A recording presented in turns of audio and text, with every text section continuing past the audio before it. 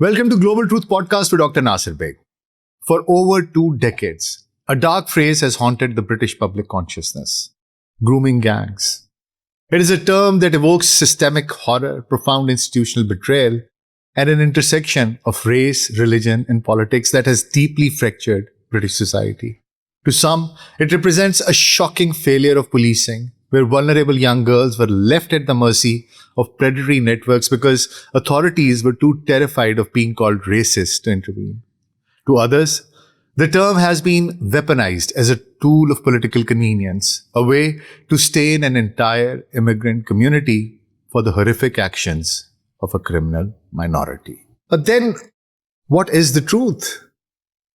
Today, we move past the incendiary rhetoric and look strictly at the facts. We will trace the harrowing history of these networks, examine the true data regarding ethnicity, explore the seismic political fallout in Parliament, and analyze the findings of the landmark independent inquiries established to finally uncover the truth. So let's see, how did this all begin?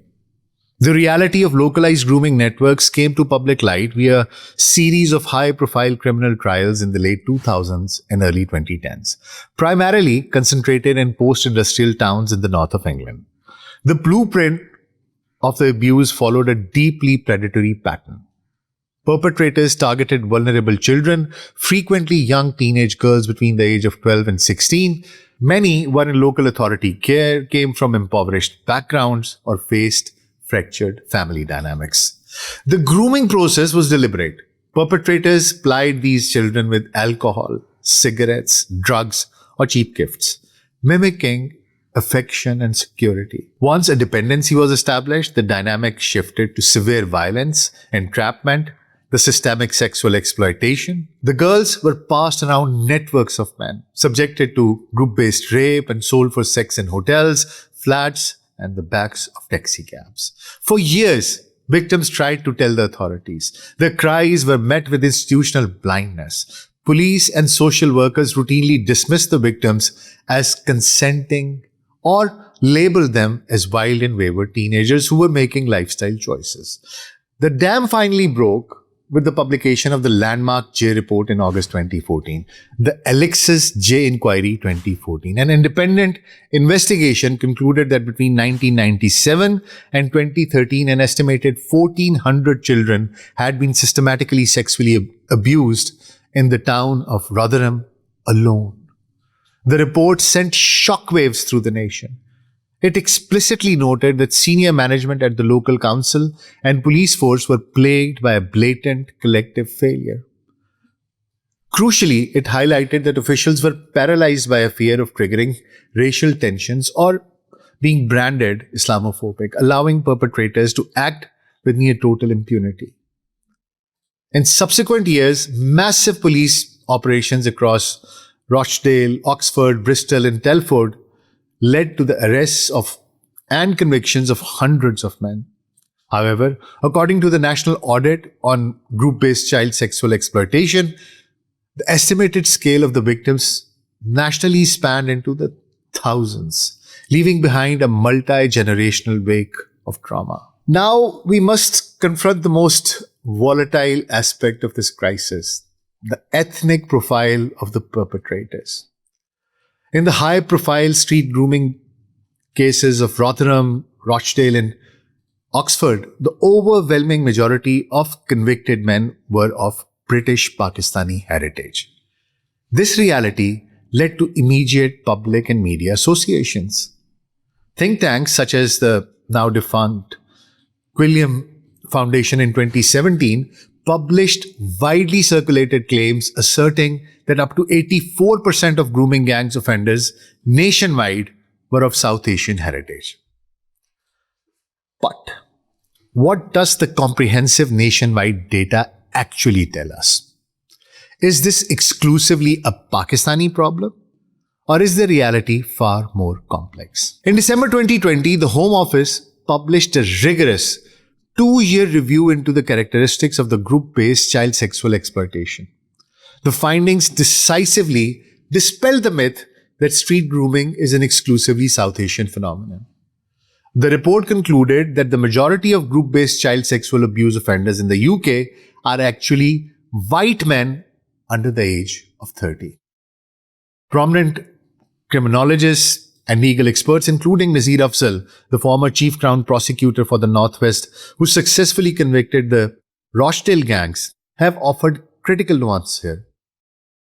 The data reveals that child sexual exploitation operates via different models. The single largest demographic of child sex offenders consists of white men operating individually or in small online groups. However, in localized, multi-offender, community-based street networks, British Pakistani men were heavily overrepresented in specific geographical regions. But this brings us to this question that why did these specific Pakistani heritage networks form? Researchers point to a lethal cocktail of socio-cultural dynamics, rather than anything inherent to Islam or Pakistani culture. Experts highlight a subset of insular criminal networks operating within localized working class communities. In these networks, a deeply toxic subculture combined misogyny with racist devaluation of young white working class girls who were viewed as expendable or outsiders. Concurrently, a conspiracy of silence within certain community pockets, coupled with an immense cultural stigma surrounding sexual topics, meant these behaviors went unchecked internally, while outside authorities looked the other way out of a misguided desire to preserve community cohesion. The issue did not end in the 2010s. Due to ongoing pressure from survivors who felt that previous recommendations were largely ignored, a monumental shift occurred. Following a national audit by Baroness Louise Casey, the British government formally established the statutory independent inquiry into grooming gangs chaired by Baroness Anne Longfield, backed by $65 million in funding. The inquiry began its formal work, explicitly mandated to analyze how ethnicity, culture, and religion impacted institutional failures. Yet, despite this active inquiry, political tension inside Parliament reached an absolute boiling point. Debates in the House of Commons have revealed a fierce ongoing battle over accountability and the exact parameters of transparency. Just days ago, a dramatic legislative flashpoint occurred when backbench MPs pushed for a vote to implement radical, immediately blinding measures, including mandatory ethnicity tracking on all child sex offender registries and an emergency expansion of powers to investigate historical cover-ups. In a highly contentious division, the parliamentary majority heavily voted no to these specific investigative expansions and data mandates, opting instead to keep the focus entirely on the pre-existing timeline of the Longfield inquiry. While the government and its supporters argued that voting down these motions was a necessary step to avoiding disrupting or duplicating the ongoing independent inquiry, opposition leaders and survivor advocates reacted with fury. They labeled the no vote defensive maneuver to shield public bodies from immediate discomfort, warning that delaying full data disclosure only gives bad actors more room to weaponize rumors. While the ministers pushed back sharply, maintaining that Operation Beaconport, the National Crime Agency's $38 million specialized unit, is already actively reopening compromised historical files, proving the state's true commitment to justice. The social reaction across the United Kingdom remains deeply polarized. For the British Pakistani community, which numbers over 1.5 million people, the fallout has been devastating. The vast majority of British Pakistanis have completely condemned these crimes, with community leaders and imams actively participating in safeguarding initiatives. Yet, there is an undeniable, justifiable fear within the community that the actions of a tiny fraction of criminals are being systematically weaponized. Far-right political factions and anti-immigrant commentators have frequently used the phrase grooming gangs to push a sweeping narrative that labels all Muslims or South Asian immigrants as inherently dangerous. Conversely, advocates for victims, they point out that dismissing the ethnic overrepresentation in certain networks as a mere conspiracy is a form of gaslighting that denies the lived reality of the survivors. And they argue that to protect future children, authorities must have the courage to analyze cultural and community dynamics without fear of political blowback. As we analyze the vast landscape of evidence, what is the ultimate conclusion we must draw? The reality of the UK grooming gang scandal forces us to hold two difficult truths simultaneously. First, the allegations regarding British Pakistani networks in places like Rotherham and Rochdale are unequivocally true. They were not a fabrication or any anti-immigrant conspiracy.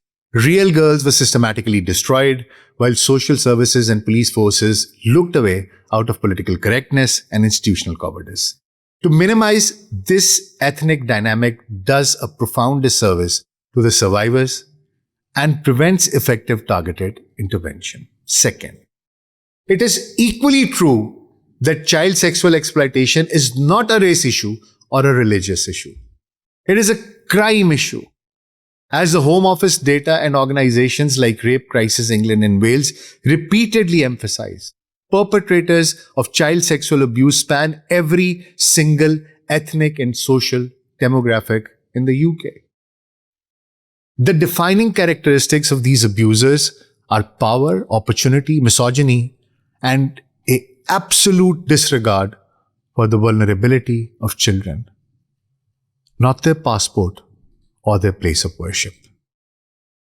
The tragedy of the grooming gang saga is that for years, children were sacrificed on the altar of political optics.